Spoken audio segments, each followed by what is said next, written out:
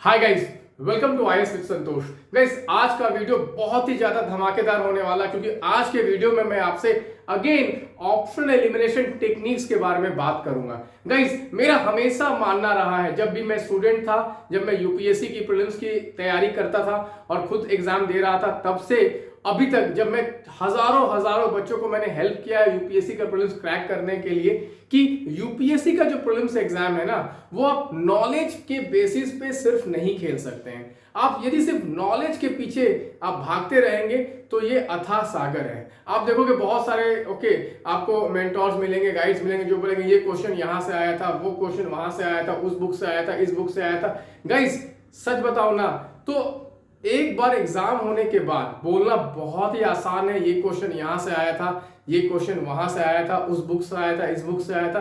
But सच्चाई तो ये है कि उस समय एग्जाम के अंदर आप एक लिमिटेड नॉलेज लेके जाते हैं। आपके पास नॉलेज अनलिमिटेड नहीं होता है। क्योंकि पोस्ट फैक्टर एनालिसिस करना बहुत ही आसान है। मैं आपको सच बता रहा हूं, मैं खुद जब यूपीएससी का प्रीलिम्स देता था और मेरे जब प्रीलिम्स दिया मैंने और मेरे को कुछ ऐसे क्वेश्चन मिलते थे, यार ये क्वेश्चन नहीं बन पाया मेरे से, तो मैं उनके सोर्सेज को ढूंढता था और फिर देखता था कि ये क्वेश्चन यहाँ से आया, ये क्वेश्चन वहां से आया, फिर उस साल उस सोर्स के पीछे भागता था। बट अगले साल कुछ ऐसा आ जाता था जो फिर वो यूपीएससी हमेशा ऐसा क्वेश्चन फेंकेगा जो हो सकता है आपने पहली बार सुना है। बट ये जो टेक्निक्स मैं आपको सिखाऊंगा और जो सिखा रहा हूं, ऑलरेडी मैंने बहुत सारे वीडियोस बनाए हैं यूट्यूब पे और काफी ज्यादा मैसिव रिस्पांस आया है। गाइस, आपको मैं सच बताऊं, मेरा ऑप्शनल एलिमिनेशन वेबिनार मैं ऑन नहीं करता हूं, वो फिल हो जाता है। बहुत सारे लोग कंप्लेन कर रहे हैं, सर आपका हमेशा जब भी क्लिक करता हूं तो आपका वेबिनार फिल्ड ही है। गाइस, मैं क्या कर सकता हूं, मैं जैसे ऑन कर रहा हूं वो फिल हो जा रहा है। बट गाइस, आपको ये नंबर दिया हुआ है, आप इस नंबर पे कांटेक्ट करें यदि आपको मेरे ऑप्शनल एलिमिनेशन सारे टेक्निक एक जगह देखने हैं। आप यूट्यूब से भी सीख सकते हैं, कोई बड़ी बात नहीं। मैंने सारे ट्रिक्स यहाँ भी शेयर किए हैं, यहाँ भी शेयर किए सारे ट्रिक्स, और करूंगा और से और ज्यादा ट्रिक्स को शेयर करूंगा। मैं छोड़ने वाला नहीं हूं जब तक आपका प्रीलिम्स निकलेगा नहीं। मैं नहीं छोड़ने वाला हूं, लिटरली मैं नहीं छोड़ने वाला हूं। मैं अपना सारा एक्सपीरियंस 6 के 6 प्रीलिम्स निकालने का एक्सपीरियंस मैं आपसे शेयर करूंगा। सो गाइस, आज फिर मैं एक इंटरेस्टिंग क्वेश्चन और एक इंटरेस्टिंग टेक्निक के बारे में बात करने जा रहा हूं। आप ध्यान से सुनिएगा पूरी वीडियो को, और सिर्फ इसमें एक टेक्निक के बारे में बात नहीं करूंगा, मैं बहुत सारे टेक्निक्स को इस वीडियो में इस क्वेश्चन के माध्यम से मैं बात करने जा रहा हूं। तो एक क्वेश्चन देखते हैं। इस तरह का क्वेश्चन बहुत ही खतरनाक होता है क्योंकि बहुत सारे 7 स्टेटमेंट गाइस 7 स्टेटमेंट यूपीएससी ने दिया है। बहुत सारे तो स्टूडेंट जो होते हैं ना, 7 स्टेटमेंट देखा तो ना 7 स्टेटमेंट देखते ही डर जाते हैं। फियर डर जाते हैं। ठीक है, सब आधे लोग तो डर जाते हैं, फियर आ जाता है उनको, कह रहे यार क्या होगा मेरा, ठीक है, नहीं बनने वाला मेरे से तो। ठीक है, और यदि गलती से आपने ये पहली बार सुना है, गलती से यदि आपने ये पहली बार सुना है सोलर फ्लेयर के बारे में, ज्यादा आपने डीप में पढ़ा नहीं है, ठीक है, तो पक्का आप उस क्वेश्चन को छोड़ ही दोगे। पक्का आप छोड़ दोगे। बट यदि आपने ऑप्शनल एलिमिनेशन टेक्निक्स को सच में इम्बाइब किया है, गाइस, सुनना 1-2 टेक्निक इधर उधर से सुन लेना, आप इंप्लीमेंट करना, उसे मेन बात है। इंप्लीमेंट तभी कर पाओगे जब आप आप जब डेली क्वेश्चन सॉल्व कर रहे हो ना, उसे इंप्लीमेंट लगाओ।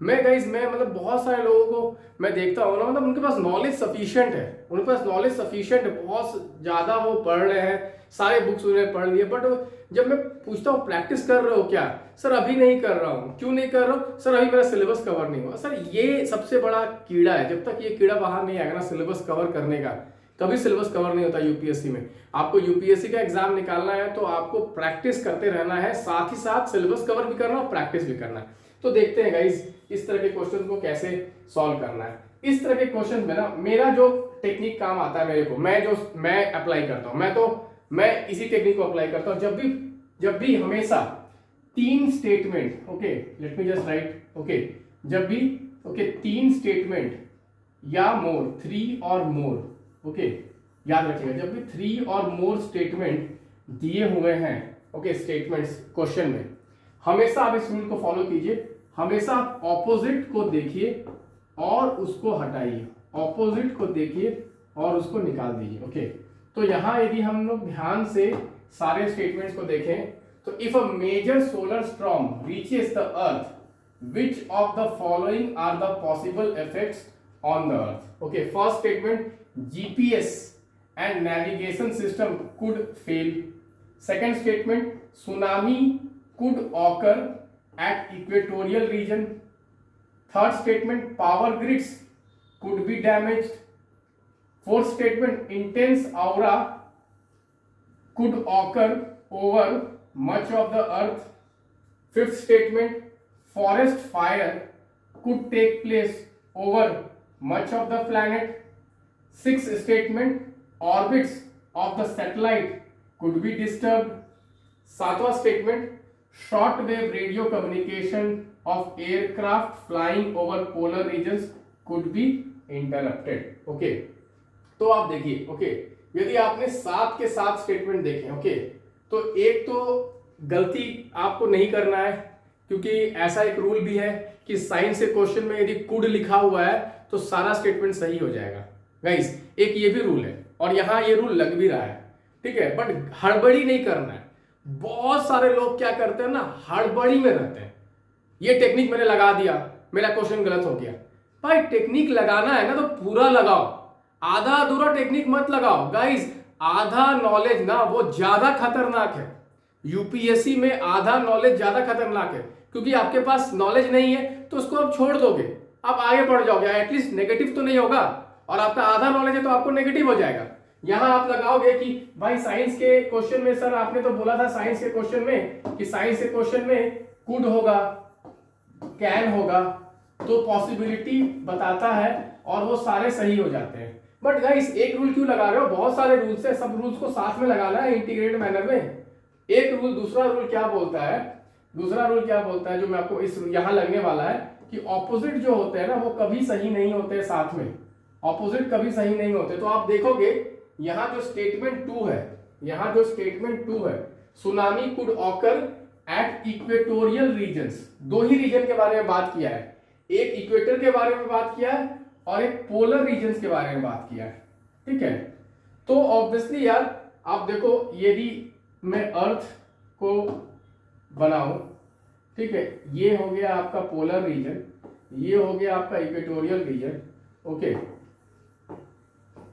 तो ऑब्वियसली यहां यदि इंपैक्ट करेगा तो ऑब्वियसली यहां उसका इंपैक्ट कम होगा, और यदि यहां इंपैक्ट होगा तो यहां उसका इंपैक्ट कम होगा। तो ऑब्वियसली है कि 2 और 7 के बीच में कोई एक आंसर होने वाला है, 2 और 7 के बीच में कोई एक होगा, 2 और 7 साथ में नहीं होंगे, 2 और 7 साथ में नहीं होंगे। तो यदि हम इसको इरेज करें, ठीक है, 2 और 7 एक साथ नहीं होंगे, 2 और 7 एक साथ नहीं होंगे। गाइस ये क्वेश्चन बहुत ही इजी है, आप नॉलेज से भी सॉल्व कर सकते हैं, बट मैं बता रहा हूं सोचना कैसे है एग्जाम में, यदि आपको नहीं पता है, ये क्वेश्चन के माध्यम से मैं आपको ये टेक्निक समझा रहा हूं, एक साइंस समझा रहा हूं कि एक सिस्टमैटिक टेक्निक समझा रहा हूं कैसे सोचना है एग्जाम के अंदर, ठीक है। तो आप देखोगे इक्वेटोरियल रीजन, पोलर रीजन, ठीक है, दोनों साथ में नहीं हो सकते हैं। तो आप देखोगे 2 और 7 कहाँ कहाँ है, यहाँ है 2 और 7, इसको काट दो, फिर 2 और 7 डी में है, इसको काट दो, बचा आपका ए एंड सी, बचा आपका ए एंड सी, ओके। तो एक बार पढ़ते हैं ए एंड सी में क्या क्या है। तो ए में तो है आपका हो गया 1 2 4 5 और 1 2 4 5, और आपका हो गया सी में हो गया 1 3 4 6 7, 1 3 4 okay 6 7, okay 6 and 7 orbits of satellite could be disturbed, okay, and short waves communication okay can be disturbed, okay। so आप देखेंगे कॉमन सेंस यदि लगाएंगे, सुनामी, ओके, यहाँ लिखा है सुनामी, ओके, 2 और 7 में कोई एक ही सही होने वाला है, यहाँ 7 वाला ऑप्शन है और यहाँ 5 वाला ऑप्शन है।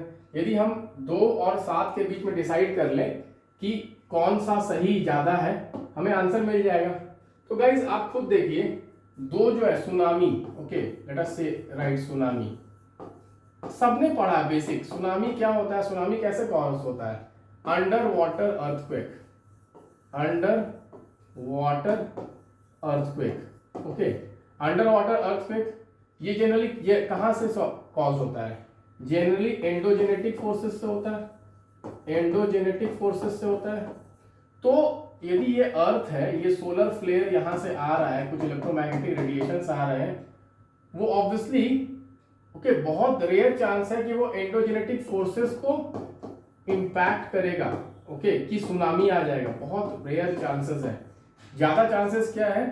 ज्यादा चांसेस तो ये है कि पोलर रेडिएशंस में जो कम्युनिकेशन हो रहे हैं, जो कम्युनिकेशंस हो रहे हैं पोलर रीजन में, जो कम्युनिकेशन हो रहे हैं, short wave radio communications of aircraft, उसको इंपैक्ट करेगा। ज्यादा चांसेस है उसको इंपैक्ट करेगा, बिकॉज सन के जो सोलर फ्लेयर्स है ना, उसमें इलेक्ट्रोमैग्नेटिक रेडिएशंस है, तो उनको ज्यादा इंपैक्ट करेगा। तो क्लियरली यदि हमें चूज करना है स्टेटमेंट 2 के बीच में और स्टेटमेंट 7 के बीच में, तो ऑब्वियसली हमें 7 चूज करना ज्यादा लॉजिकल लग रहा है।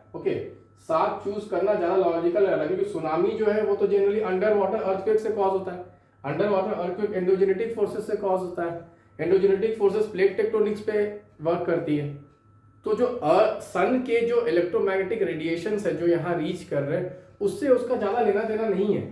नहीं तो आपने ज्योग्राफी पढ़ा होता कि हाँ, सन का भी इलेक्ट्रोमैग्नेटिक रेडिएशन अंदर अर्थ के अंदर ये क्या बोलते हैं प्लेट मूवमेंट्स में इम्पैक्ट करता है, नहीं करता ज्यादा। ठीक है, तो नहीं तो आपने ये पढ़ा होता, एनसीईआरटी के ज्योग्राफी में मेंशन होता वो। ठीक है, कॉमन सेंस है होता। तो हाई चांसेस है कि स्टेटमेंट 7 होगा सही। और जहां स्टेटमेंट 7 आपने सही बोल दिया तो आपको आंसर मिल जाएगा। आपको आंसर मिल जाएगा ये 1, 3, 4, 6 एंड 7। 1, 3, 4, 6 एंड 7 स्टेटमेंट 2 आपका गलत हो जाएगा। तो आप देखिए क्या करना है आपको, हमेशा ध्यान रखना कि आपको तुरंत से रूल अप्लाई करके रश नहीं करना। आपको देखना है कि क्या यहाँ कुछ और रूल्स भी लग रहे हैं, क्या कुछ और रूल्स भी लग रहे हैं। यहाँ कौन सा रूल लग रहा है कि ऑपोजिट कांट गो टुगेदर, कुछ चीज ऑपोजिट है, आप देखोगे ऑपोजिट दिख रहे हैं यार, तो वो साथ साथ सही नहीं हो सकता। ये चीज को ध्यान रखना है आपको। ठीक है, एक और ट्रिक जो आपको लगता है, जो यूपीएससी में ऑब्जर्व किया, ट्रिक तो नहीं बोलूंगा पर जो ऑब्जर्वेशन है मेरा, छोटा सा ऑब्जर्वेशन रहा है मेरा, कि जब भी ना 7 स्टेटमेंट्स दिए हैं, जब भी 7 स्टेटमेंट दिखे हैं, तो आंसर जनरली 5 स्टेटमेंट का होता है। जब भी 5 स्टेटमेंट दिए हैं तो आंसर हमेशा 3 स्टेटमेंट का होता है जनरली। कोई गारंटी नहीं एक ऐसा ही होगा, देयर इज नो गारंटी कि ऐसा ही होगा, बट 99% ऑफ केसेस में देखा गया है कि 7 स्टेटमेंट वाले क्वेश्चन में 5 स्टेटमेंट वाला आंसर है और 5 स्टेटमेंट वाले क्वेश्चन में 3 स्टेटमेंट का आंसर है 99। बट ये मैं फिर से बता रहा हूँ, ये कोई रूल नहीं है, ऑब्जर्वेशन है, कीन ऑब्जर्वेशन है मेरा, मैंने खुद ऑब्जर्व किया है और मैं इस कंक्लूजन में पहुंचा हूं। बट यहां तो सिंपल था क्वेश्चन, आप देखोगे यहाँ एक रूल तो क्या बोलता है कि कुड लिया है तो आंसर ऑल हो जाना चाहिए, बट यहाँ ऑल नहीं होगा। क्यों नहीं होगा ऑल? तो दूसरा जो रूल है मेरा वो इससे वायलेट करता है। स्टेटमेंट 2 और जो स्टेटमेंट 7 है वो ऑपोजिट है। स्टेटमेंट 2 ऑपोजिट है, स्टेटमेंट 7 ऑपोजिट है, तो 2 और 7 जहां जहां होंगे वो तो आंसर नहीं होगा। तो हम बचे ए और बचा सी। अब देखेंगे हम लोग स्टेटमेंट 2 ज्यादा सही लग रहा है या स्टेटमेंट 7 ज्यादा सही लग रहा है। तो इन दोनों में तो क्लियर कट है स्टेटमेंट 7 ज्यादा सही लग रहा है, क्योंकि स्टेटमेंट 2 वो सुनामी की बात कर रहा है। सुनामी जो है वो एंडोजेनेटिक फोर्सेस से होता है और शॉर्ट वेव रेडिएशन है वो ऑब्वियसली इलेक्ट्रोमैग्नेटिक यदि रेडिएशन आएंगे तो इसको इम्पैक्ट कर सकता है। ओके, हाई चांसेस है, तो हमें आंसर मिल जाएगा। तो गाइस इसलिए मैं बोलता हूँ कि मतलब यूपीएससी का जो एग्जाम है ना, प्रीलिम्स एग्जाम, वो एक टेम्परामेंट का एग्जाम है। ओके, टेम्परामेंट का एग्जाम मैं खुद बता रहा हूँ क्योंकि मैंने खुद अराउंड 95 के आसपास मैंने अटेम्प्ट किया है। एक बार नहीं, बहुत बार मैंने 95 के आसपास अटेम्प्ट किया है और मैंने बहुत सारे क्वेश्चन ऐसे बनाए हैं जहाँ पे मेरे को नॉलेज खास नहीं था। और आप भी इन टेक्निक्स को सीख के आप भी हाई स्कोर कर सकते हो। आपको मैं दिखाता हूँ, ऐसा एक बार नहीं बहुत बार मैंने हाई स्कोर लाए। आप देखिए यहाँ पे 139, ठीक है, 144, ये सब इसी टेक्निक्स के बदौलत मैंने किया है। और यदि आपको इंपॉर्टेंट कुछ क्वेश्चन चाहिए, इंपॉर्टेंट टॉपिक चाहिए, सोलर फ्लेयर का क्वेश्चन था ना, ये मेरे एग्जैक्टली मेरे टेस्ट सीरीज से था, एग्जैक्टली मेरे डीपीएन से था, एग्जैक्टली मेरे ऑप्टिमा कार्ड से था। मैंने इस टॉपिक को गेस किया था और ये क्वेश्चन एग्जैक्टली आया था, क्योंकि 2021-22 में ये टॉपिक काफी न्यूज में था, साइंस में। गाइस मैं आपको बता रहा हूँ 99% of the questions are directly picked from current affairs. If you are very good at current affairs, no one can stop you from cracking the prelims examination. और इस साल भी मैं मोस्ट ऑफ द जो साइंस के probable questions हैं उनको मैं प्रेडिक्ट कर रहा हूँ। आप उन टॉपिक्स को जरूर देखें, उन क्वेश्चंस को जरूर बनाएं। गाइस लास्ट के जो 20-25 दिन होते हैं ना, यदि आपने देखे हुए क्वेश्चंस एग्जाम में आपके आ गए, फिर से सुनो मैं ध्यान से क्या बोल रहा हूँ, देखे हुए क्वेश्चंस आपके एग्जाम में आ गए, आपके एग्जाम में आपको मजा आ जाएगा। क्यों? क्योंकि कॉन्फिडेंस बढ़ जाएगा। उल्टा क्या होता है, कभी कभी हम कुछ रिसोर्सेज फॉलो कर रहे हैं, कुछ नोट्स फॉलो कर रहे हो, देखा एग्जाम में कुछ आया ही नहीं वो सब, तो हमारा कॉन्फिडेंस डिप हो जाता है। गाइस यूपीएससी के एग्जामिनेशन कॉन्फिडेंस का खेल है, माइंडसेट का खेल है, माइंडसेट एंड कॉन्फिडेंस का खेल है। तो इस चीज का ध्यान रखें। और आपको ये वीडियो पसंद आया तो जरूर लाइक करें और जरूर शेयर करें। और ये चैनल को आप सब्सक्राइब भी कर सकते हैं और नोटिफिकेशन को ऑन कर सकते हैं कि जब भी मैं दूसरा वीडियो लेके आऊंगा तो आपको ऑटोमेटिक नोटिफिकेशन चल जाएगा। Thank you guys, bye bye, take care.